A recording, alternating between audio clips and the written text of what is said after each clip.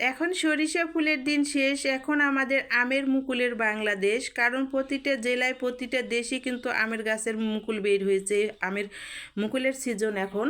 আর দেখেন কত সুন্দরভাবে আমের মানে প্রতিটা ডালে ডালে থোকা থোকা হয়ে কিন্তু আমের মুকুলগুলো বের হয়েছে। আর এই মুকুল থেকে দেখেন ছোট ছোট আম বের হচ্ছে। আর এখন গাছগুলো যেভাবে আমের মুকুলে ভরায় সাজিয়ে আছে, যখন আমগুলো বড় হবে তখন কিন্তু আরও রূপান্তরিতভাবে সাজিবে। তো দেখতে অনেক সুন্দর।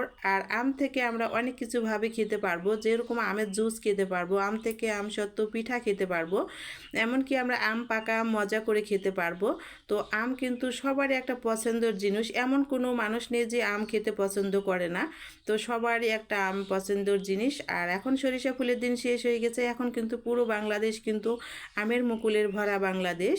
তো এজন্যে বলতেছি, দেখেন প্রতিটা গাছে গাছে কিন্তু অনেকগুলো আমের মুকুল বের হয়েছে। আর একটা থোকাতে যে পরিমাণ আমের মুকুলের ভার সহ্য করে আছে, আম ধরলে আরও কতই না ভরাতে কিন্তু গাছের ডালগুলো ভেঙে পড়া অবস্থায় হয়ে যাবে।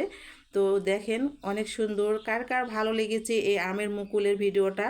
ভালো লাগলে লাইক কমেন্ট শেয়ার করবেন। এই ভিডিওতে কিছু উপার্জন করতে পারলে কিন্তু বড় মনে করে বলতেছি, অনেকে